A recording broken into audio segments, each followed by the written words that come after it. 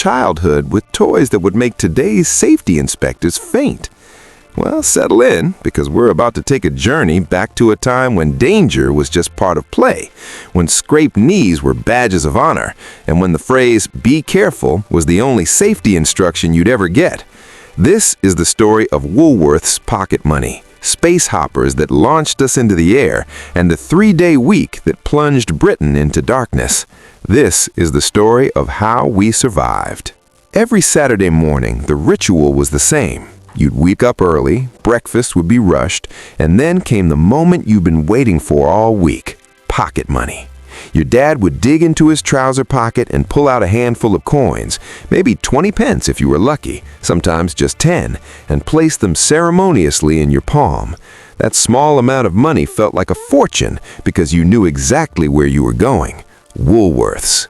Oh, Woolworths, that magical emporium of wonders that sat on every British high street like a temple to childhood dreams.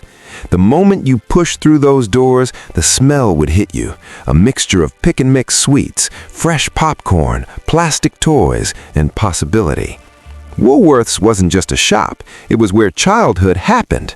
The toy section was a sprawling wonderland of delights that would horrify modern safety regulators. Row upon row of toys hung from pegs or sat in bins, all within easy reach of small, eager hands. No protective packaging, no child-proof containers, no warning labels in 17 languages, just toys, raw and accessible and wonderfully dangerous. You'd head straight there, your pocket money burning a hole in your hand, weighing up your options with the seriousness of a stockbroker making investments. The Clackers always caught your eye first. 2 heavy acrylic balls, each about the size of a golf ball, suspended on either end of a string. They cost about 50 pence, which meant you'd need to save up for a few weeks, but they were worth every penny. The shopkeeper would hand them over without a second thought. No questions about your age, no concerned looks, no suggestion that perhaps these weren't suitable for an 8-year-old. You'd leave the shop swinging them experimentally, and within minutes you'd have mastered the technique. Swing your arm up and down rhythmically until the balls clacked together at the top and bottom of their arc with a satisfying crack that echoed down the street. But Woolworths sold more than just clackers. Those deadly lawn darts sat on the shelves right next to the beach balls and skipping ropes as if they were equally innocent. Heavy metal projectiles with sharp points, packaged in cheerful boxes showing families having wholesome garden fun. Nobody at Woolworths questioned whether selling what were essentially weapons to children was a good idea. If you had the money, you could buy them. That was the extent of consumer protection in the 1970s. The pick-and-mix counter was another Woolworths institution. You'd grab one of those white paper bags and work your way along the rows of sweets, using the metal scoops to fill your bag with blackjacks, fruit salads, sherbet lemons, cola cubes, and those massive gobstoppers that would last for days. The woman behind the counter would weigh your bag, calculate the price, and you'd hand over your remaining pocket money. Sometimes, if you'd spent it all on clackers or other toys, you'd have nothing left for sweets. That was the harsh economic reality of childhood. You learned about budgeting, about choices and consequences, about the pain of wanting everything but being able to afford only one thing. If you survived the toys from Woolworths, you still had to contend with the vehicles of the 1970s. Let's talk about the space hopper, that enormous orange rubber ball with a face printed on it and 2 handles sticking out like ears. The concept was simple. You sat on it, gripped the handles, and bounced. The reality was chaos. These things were unpredictable, uncontrollable, and absolutely brilliant. You'd bounce down the street, gaining speed with each hop, unable to steer, unable to stop, just holding on for dear life and hoping you didn't bounce into a wall or a car or another child. When you fell off, and you always fell off eventually, you'd hit the pavement hard. No helmet, no knee pads, no elbow guards, just you, the concrete, and gravity working in perfect harmony to teach you about physics the hard way. The space hopper didn't care about your safety. It didn't have safety features. It was a giant rubber ball that you sat on and bounced on and hoped for the best. If you bounced into the road and a car was coming, well, that was your problem. If you bounced into a wall and cracked your head, your mom would tell you not to be so silly next time. If the space hopper burst while you were mid-bounce, which they sometimes did, you'd crash to the ground in a heap of deflated rubber and bruised pride. And then you'd beg your parents for a new one, because despite the danger, despite the injuries, despite everything, it was the most fun you'd ever had.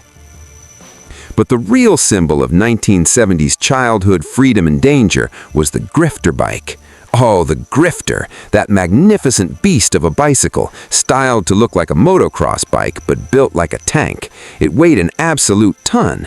Picking one up was a two-person job. It had those thick, chunky tires that looked aggressive and purposeful. It had a gear shift on the crossbar that you'd slam up and down like you were driving a lorry. And most importantly, it had absolutely useless brakes. Those brakes were more decorative than functional. You'd squeeze the levers with all your might, and the bike would slow down gradually, casually, as if it were considering your request rather than obeying it. Riding a Grifter down a hill was an exercise in controlled panic. You'd pick up speed alarmingly fast, all that weight working with gravity to turn you into an unstoppable force. You'd squeeze those brake levers desperately, your knuckles white, your heart pounding, as you hurtled towards the bottom of the hill, where a T-junction or a busy road inevitably waited. Sometimes you'd manage to slow down enough to make the turn. Sometimes you'd have to deliberately crash into a hedge or a fence to stop. Sometimes you'd just close your eyes and pray. Every child who owned a Grifter has a story about losing control, about crashes, about injuries. We'd compare our scars like war veterans comparing battle wounds. And none of us wore helmets, not one. Helmets were for professional cyclists, for people in the Tour de France, not for children riding to the shops or to their friend's house. You'd ride your Grifter or your chopper or your Raleigh budgie through busy streets, weaving between cars, jumping off curbs, attempting stunts that would make your parents faint if they had witnessed them. Your bike had no lights, no reflectors, no safety features whatsoever. When it got dark, you just rode more carefully, or not, usually not. But nothing defined the 1970s quite like the 3-day week. For those too young to remember, let me set the scene. It's December 1973. Britain is in crisis. The coal miners are on strike. Oil prices have skyrocketed due to the Middle East crisis, and the country is running out of power. The government's solution? Businesses would be allowed to use electricity for 3 consecutive days each week. Television would stop broadcasting at 10:30 p.m. Streetlights would be turned off. The entire nation would go dark.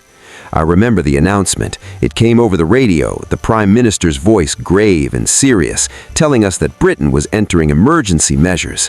At first, as children, we didn't understand what it meant, but we learned quickly. That very first evening when the power cuts began, the lights went out across our street, across our town, across the entire country. One moment you'd be watching television, the next moment, click, everything went black. The telly died mid-program, the lights went out, the heating stopped, and suddenly you were sitting in complete darkness and silence. The first thing everyone did was stumble around looking for candles and matches. Every household in Britain became intimately familiar with candlelight during those months. We'd set candles up all over the house, in the kitchen, in the living room, on the stairs. The flickering shadows would dance on the walls, making everything look different, almost medieval. You'd do your homework by candlelight, squinting at your exercise books, dripping wax onto the kitchen table. Your mom would cook dinner on a camping stove or over an open fire if you were lucky enough to have a fireplace. The electric cooker was useless. The electric kettle was useless. Everything electric was useless. Those evenings during the 3-day week were dark and cold and uncertain, but they were strangely magical. Without television, without radio, without any of the normal distractions, families actually talked to each other. We'd all gather in one room, usually the room with the fireplace if you had one, huddled together for warmth. Dad would tell stories about when he was young, about the war years, about how they'd managed then. Mom would teach us songs she'd learned as a child. We'd play board games by candlelight, Monopoly, Cluedo, Ludo, games that went on for hours because there was nothing else to do and nowhere else to go. The streets were pitch black at night. No street lights, no shop lights, no lights from houses except the occasional flicker of candlelight through windows. Children weren't allowed out after dark during the 3-day week. It was simply too dangerous. You couldn't see where you were going, cars couldn't see you, and the world had become genuinely threatening in a way that it hadn't been before. But British people, being British, we adapted. We made do. We carried on. Neighbors helped each other out more than ever. If someone elderly lived on your street, you'd check on them, make sure they had candles, make sure they weren't too cold. Communities came together in a way they hadn't since the war. There was a sense that we were all in this together, all suffering the same hardships, all making the same sacrifices. The 3-day week was